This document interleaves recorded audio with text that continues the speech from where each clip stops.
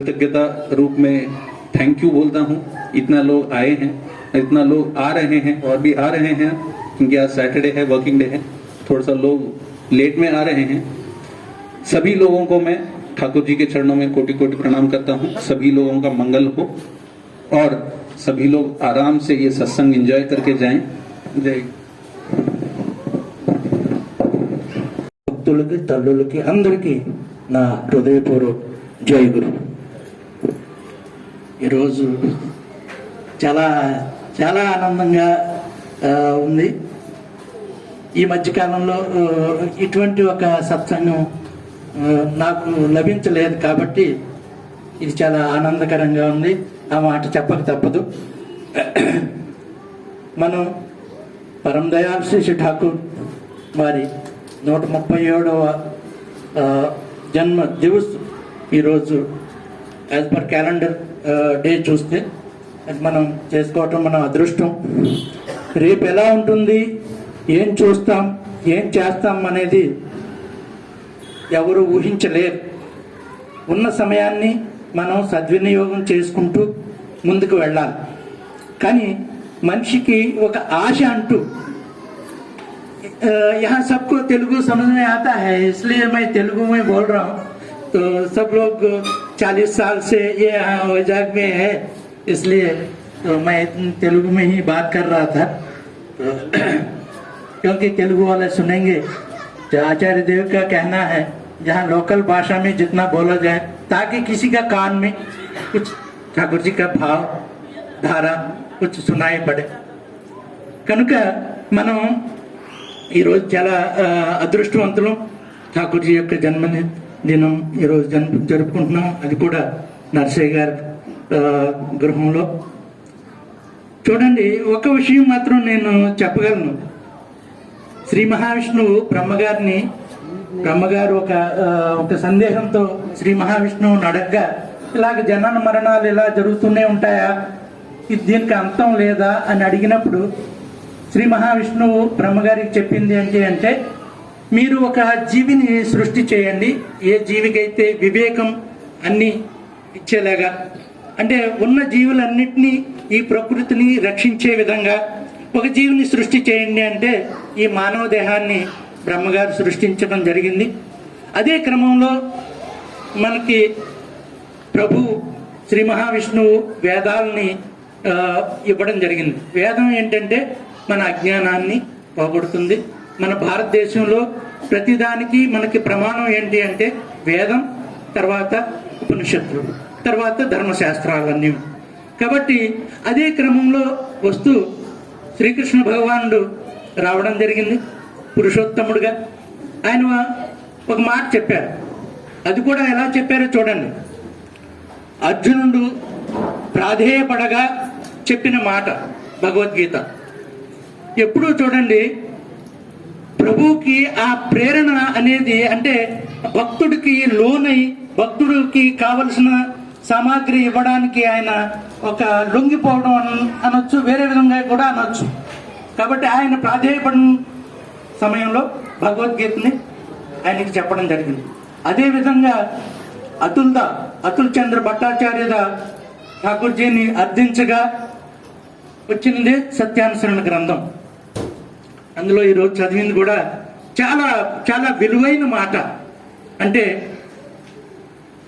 అంధుడొకట దుర్భాగ్యమైన విషయం, దాంతోపాటు ఆ అంధుడికి కర్ర పోవడం అనేది మరింత దౌర్భాగ్యం అన్నమాట. ఈ విషయాన్ని మనం గనక ఆలోచించి చూస్తే ఠాకూర్జీ ఏం చెప్తారంటే, అరే బాబు, నీకు పరమపితే గురువుగా లభించినప్పుడు, స్వయం పరమపిత గురువుగా లభించినప్పుడు ఆయన్ని ఆశ్రయించి ఆయన చెప్పిన విధానాన్ని పాటించి నువ్వు మరొక జన్మ లేకుండా చేసుకో అని ఠాకూర్జీ చెప్పడం జరిగింది. దాంతోపాటు ఇప్పుడు మనం ఏం చేస్తున్నాం అంటే, కొంతమంది కోట్లాది దీక్షలు అయినాయి, కానీ కొంతమంది దాన్ని విడిచిపెట్టేసి వెళ్ళిపోతున్నారు. ఈ మాట చెప్పడానికే ఏంటి అంటే, ఫస్ట్ వాడు అంధుడు అంటే అంధత్వం అంటే చీకటి, అంటే వాడికి ఏం కనిపించదు అనేది లెక్క. అంటే కళ్ళు ఉంటాయి కానీ ఏం చూడలేదు, అంటే అజ్ఞాని అన్నమాట. అజ్ఞానాన్ని అంధత్వం కూడా అని చెప్తారు. రెండవది, ఆ అంధుడికి కర్ర అనేది వాడికి లీడ్ చేస్తుంది, దారి ఏర్పరచడం. అంటే దారిలో ఏదైనా ఉంటే అడ్డంకులు తొలగించుకుంటూ వాడు ముందుకు సాగుతూ ఉంటాడు. అది కూడా పోతే మరింత దౌర్భాగ్యం.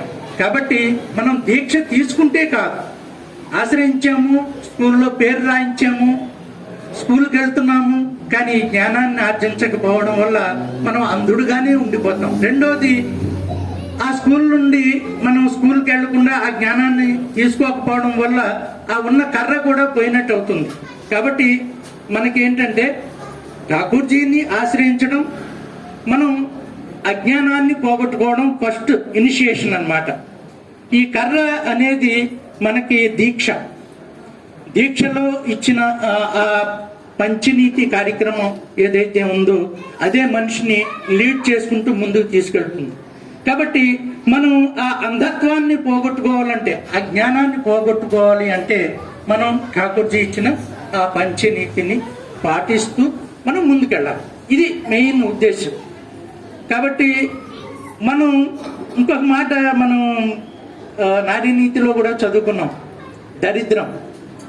ముసాహబ్ అంటే ఏంటంటే హిందీలో ఏం చెప్తారంటే, పూర్వం రోజుల్లో రాజుల దగ్గర अहो राजा आ रहे हैं ऐसा करके वो स्तुति करते हैं ना, ऐसे वाले वो स्तुति पाठक बोलते हैं हमारा भाषा में.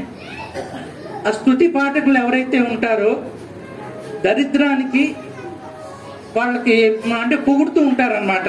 దరిద్రం ఎక్కడుంటుంది అని ఠాకూర్జీ ఏం చెప్తారంటే, అహంకారం, అవిశ్వాసం, అకృతజ్ఞత, అంటే కృతజ్ఞత అని తెలుగులో చెప్తారు. सोमरितन అంటే वो ऐसा बद रहना है, वो एक्टिव नहीं रहना है, उसको सोमरी बोलते हैं हमारा भाषा में. इनएक्टिव, वो कुछ काम नहीं कर पाता है, वो हर एक चीज के लिए थोड़ा सोने का लक्षण होता है. सो दरिद्रता वहां रहता है जहां अहंकार, अविश्वास, अकृतज्ञता और ये सोमरितनम, ये चार रहने से वहां पर आनंद से रहता है दरिद्रता. वो आनंद से रहता है. इसलिए हम लोग वो जो चार लोगों को अगर अपना पास रखा है तो दरिद्रता आराम से हमारा साथ आनंद से रहेगा. అందుకని మనం ఆ నాలుగిటిని గనక దూరంగా ఉంచుకుంటే ఏంటి, ఫస్ట్ అహంకారం. అహంకారం దాని వెనక చాలా ఉంటాయి. అవిశ్వాసం అంటే ఠాకూర్జీ ఇచ్చిన ఒక పద్ధతి మీద విశ్వాసం లేకపోవడం. కృతజ్ఞత అంటే చేసిన మేలును మర్చిపోవడం, దాన్ని కృతజ్ఞత అంటారు. కృతజ్ఞత దానికి ఆపోజిట్ వర్డ్ కృతజ్ఞత. हिंदी में अकृतज्ञता करके बोलते हैं, संस्कृत में कृतज्ञता भी बोलते हैं. సో మనం ఈ నాలుగిటిని గనక మనం కూడా ఉంచుకుంటే దరిద్రం ఎప్పటికీ పోదు, దరిద్రులుగానే ఉంటాం. కాబట్టి మనం దరిద్రతను పోగొట్టుకోవాలి అంటే ఫస్ట్ మనం చేయవలసిన పని ఏంటి, ఠాకూర్జీ ఇచ్చిన సత్నామాన్ని గనక మనం నిరంతరం జపం చేస్తూ, ఠాకూర్జీ ఇచ్చిన ఒక విషయం కనుక మనం అధ్యయనం చేస్తే కనుక ఒక విషయం అర్థమవుతుందండి. ఏంటి అంటే సత్యానుసరణ గ్రంథం. దాని పేరు సత్యానుసరణ గ్రంథం అని ఎందుకు పెట్టవలసి వచ్చింది ఠాకూర్జీ అని మనం ఆలోచించి చూస్తే గనక ఠాకూర్జీ చాలా ప్రతి ఒక్క పదం దాంట్లో చాలా వాల్యుబుల్ వర్డ్. సత్యం అంటే మనిషి యొక్క, నేను ఇందాక చెప్పాను, బ్రహ్మగారు మానవ దేహాన్ని సృష్టి చేసినప్పుడు ఆ దేహానికి కామ, క్రోధ, లోభ, మోహ, మదం, మాత్సర్యం 6 రిపుల్ని ఇవ్వడం జరిగింది. ప్రకృతి ఇచ్చిందండి ఇది. కాబట్టి అవి మానవ దేహాన్ని ముందుకెళ్ళడానికి, జీవించడానికి అవసరం. కానీ వాటి ఆధీనంలో గనక మనం జీవిస్తే దరిద్రం ఎల్లప్పుడూ మన కూడానే ఉంటుంది. కాబట్టి సత్యానుసరణ ఏంటంటే ఈ సత్యం అవి ఎప్పుడు ఉంటాయి. జీవితం ఉన్నంత కాలం కామ, క్రోధ, లోభ, మోహ, మదమాశ్చర్యాలని ఉంటాయి, అవి సత్యం. కానీ వాటిని నీ ఆధీనంలో ఎలా తెచ్చుకోవాలనేది ఈ సత్యానుసరణ గ్రంథం చెప్తుంది. కామాన్ని ఎలాగా మనం కంట్రోల్ చేసుకో. ప్రతి మానవుడికి ఈ దేహంలో ఏర్పడే ప్రతి ఒక్క లక్షణాన్ని గురించి ఠాకూర్జీ సత్యానుసరణలో రిఫర్ చేశారండి. మనం జాగ్రత్తగా ఒక్కొక్క వాణి అంటే దాంట్లో 415 వాణీలు ఉన్నాయి. 415 वाणी है, 58 चैप्टर्स है सत्यानुसरण ग्रंथ का. तो हम अगर हर दिन जो पढ़ेंगे उसका बारे में आप एनालाइज करके देखो तो आपको पता चलेगा कि हम क्या कर रहे हैं, ठाकुर जी ने क्या बोला है. तो इससे क्या होता है, सेल्फ रेक्टिफिकेशन అంటే సెల్ఫ్ అనాలిసిస్ చేస్తేనే सेल्फ रेक्टिफिकेशन అనేది ఏర్పడుతుంది. सो हम लोग सवेरे पढ़ना है, उसके बाद में सोचना है, उसके बाद में हम लोग आचरण करना है. आचरण का बिना हम कुछ नहीं पाएंगे. दादा बोल रहे थे करके ही पाना है, करनी ही पानी की जननी है. ठाकुर जी सत्यानुसरण में ही बोले हैं. सो हमको करना है. स्कूल जाए गए बगैर हमको कोई ज्ञान नहीं आएगा और कोई सर्टिफिकेट भी नहीं मिलेगा. तो सर्टिफिकेट के बिना कोई नौकरी नहीं देगा, ये वास्तविकता है. सो हम लोग सर्टिफिकेट नहीं, हम लोगों को पुनर्जन्म नहीं होना चाहिए. ठाकुर जी जो जन्म राहित्य के लिए ही ये जो सिद्धांत है पंचनीति को दिया है, जो ब्रह्मा जी ने दिया है, परम पिता जो श्री महाविष्णु जो भगवत गीता में भी वही बोला है, सत्यानुसरण में भी वही बोला है. इसलिए तो हम लोगों को अगर कई जगहों में बहुनिष्ठता देखने को मिलता है. हम लोग अगर भगवान कृष्ण का ऊपर विश्वास है तो भगवान कृष्ण ने बोले हैं कि यदा यदा ही धर्मस्य ग्लानिर्भवति भारत अभ्युत्थानम अधर्मस्य तदात्मानं सृजाम्यहम्. तो उसका साथ में ये भी बोला है क्यों परित्राणाय साधूनाम विनाशाय च दुष्कृताम धर्म संस्थापनार्थाय संभवामि युगे. परित्राणाय साधूनाम, साधुओं को, साधना करने वालों को त्राण करने के लिए ही मैं आया हूं, आता रहूंगा. तो इस बात के ऊपर अगर हम लोग विश्वास करेंगे तो वही क्रम में आए परमपिता శ్రీ శ్రీ ఠాకూర్. కనుక మనం ఆయన చెప్పిన విధానం ఎక్కడ తేడా ఉండదండి. మనకి ఈ వేద భూమి, ఇది భరత భూమి, వేద భూమి. ఈ భూమి మీద వచ్చిన ప్రతి ఒక్క పురుషోత్తముడు ఈ మానవ జన్మ యొక్క ఉనికి, ఉన్నతి, దీని సార్థకత కోసం ఇచ్చిన గ్రంథాలే ఇవన్నీ. వేదం ఏదైతే చెప్పిందో అదే ఈ గ్రంథాలన్నీ చెప్తున్నాయి. కాబట్టి మనం అందరం ఒక్కసారి ఆలోచించి विश्लेषिंची नడుచుకోవాలి.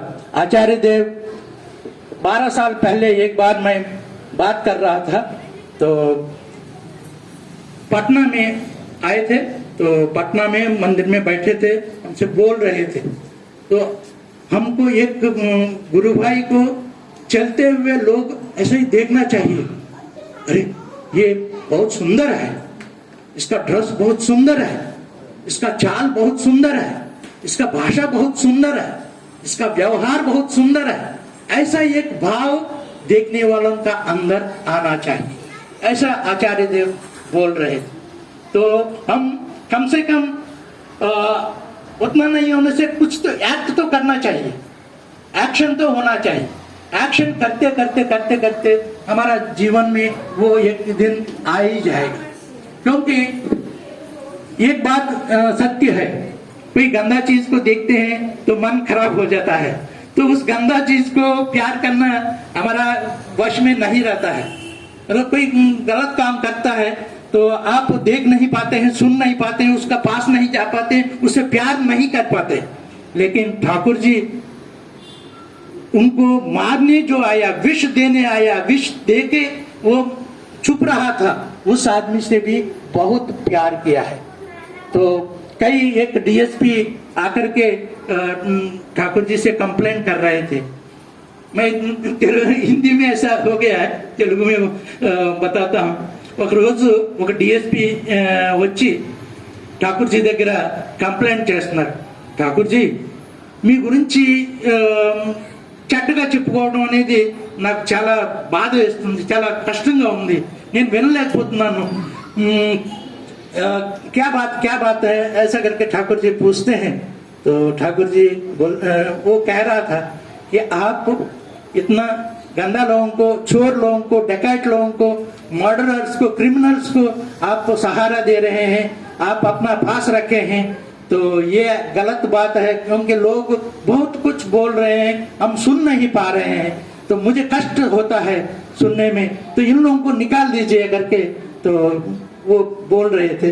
तो ठाकुर जी बोल रहे हैं, तो ऐसा लेते हुए बोल रहे थे कि देखिए, आप कभी बीमार हो जाते हैं तो कोई हॉस्पिटल में जाते हैं, तो हॉस्पिटल वाले मत आओ करके कोई रोकता है? नहीं, लेते हैं एडमिशन, आपको दवाई देते हैं, आपको ठीक करते हैं। ये एक हॉस्पिटल है। आप सोच रहे हैं ये एक आश्रम है? नहीं, आश्रय दिया है, लेकिन ये एक मानसिक हॉस्पिटल है। इस हॉस्पिटल में जो भी रोगी आते हैं तो उनको ट्रीटमेंट दिया जाता है, और वो रोगी कभी कभी 4 दिन में ठीक हो जाता है, कभी कभी महीने लग जाते हैं, किसी किसी को साल भी लग सकता है, लेकिन होगा एक दिन वो बीमारी ठीक। तो ऐसा ठाकुर जी बोल रहे थे। तो ये मूल उद्देश्य है हम लोगों का अंदर ये जो मूल मानसिक रोग जो है उसको दूर करना है। तो हम लोग प्रयत्न करना चाहिए। हम लोग दीक्षित है, प्रभु का सामने जल लेके हम लोग एक संकल्प लेकर के दीक्षा लेते हैं, तो उस संकल्प को कम से कम 50% तो हम लोग पूर्ण करने का कोशिश करना चाहिए। हम लोग ठाकुर जी का भक्त है, एक छाती चौड़ा करके हमको बताना चाहिए कि मैं परम दयाल श्री ठाकुर अनुकूल चंद्र जी का भक्त हूँ, शिष्य हूँ। ऐसा करके हम लोग को चलना चाहिए। चलने के लिए हमारा साथ रहेगा उनका दिया हुआ नियम, निष्ठा, श्रद्धा, भक्ति, विश्वास। अगर अविश्वासी को कोई नियम नीति कुछ नहीं कर पाएगा। तो हम लोगों को चाहिए एक विश्वास मन में, मेरा प्रभु मेरा साथ है। ठाकुर जी कई बार बोले हैं, कई भक्तों का।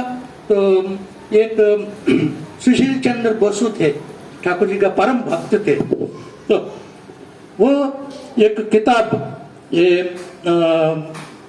एक ज्योतिष शास्त्र का जो लिखा हुआ किताब था, कश्मीर में राजा का पास, हरि सिंह का पिताजी थे, उनका पास था। उसको लाने के लिए जब सुशीलदा गए थे, तो उस टाइम में ये हाईवेज, ब्रिजेस कुछ भी नहीं था, पत्थरों का ऐसा था जगह। तो वो जा रहे थे, ठाकुर जी उनको जाते समय 9 रुपये दिए थे। तो 9 रुपया वो बांध के रखा है, लेकिन कभी उसका ऊपर नजर नहीं रखा है कि इसको लेके मैं खर्च करूं।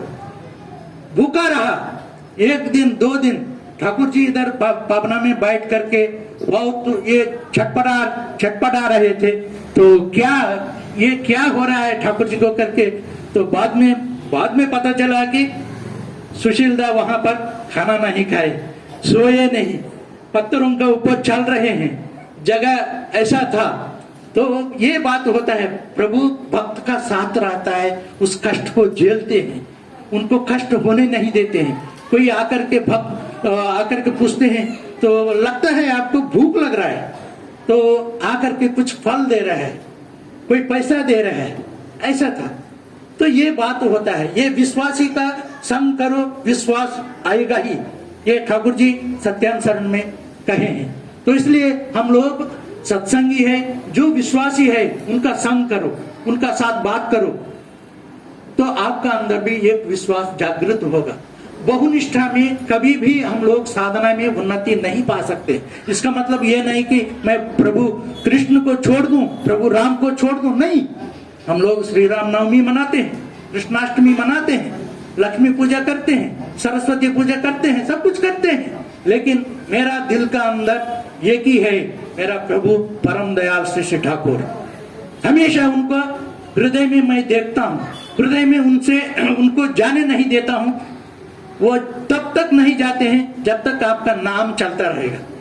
तो मेरा जीवन में ऐसा एक घटना था, ये सपना में था, लेकिन ठाकुर जी मुझे इंडिकेट कर दिया कि तो नाम करने से क्या होता है। ये बार बार मैं बताता हूँ, कई बार बता चुका है। तो मैं सोया था, सपना में हमारा प्लाटून ऑलरेडी मैं जब रेजिमेंट में था तो श्रीलंका पीस कीपिंग फोर्स जा रहे थे, वही सपना मेरा आया। शिप में जा रहे थे, अचानक शिप टिल्ट हो गए। सब लोग वो जो छोटा बोट होता है ना, रेस्क्यू बोट, उसको पकड़ने के लिए सब लोग कूद रहे थे, तो मैं भी कूदा। तो मैं इतना गहराई में चला गया कि मेरा सांस रुकेगा, मतलब रहेगा नहीं। मैं तब तक ऊपर आने तक तो मैं मर ही जाऊंगा। तो लेकिन मैं कूदते समय ठाकुर जी को याद करके नाम करते हुए मैं कूदा। बस मैं हो गया करके सोच रहा था, तब तक मैं बाहर आया, देखा कि किनारे ठाकुर जी खड़ा होकर के हाथ दे रहे थे। तो खींचा, तुम बहुत अच्छा किया, मुझे बुला लिया, ऐसा करके ठाकुर जी बोला। बाद में अंदर दान हो गए।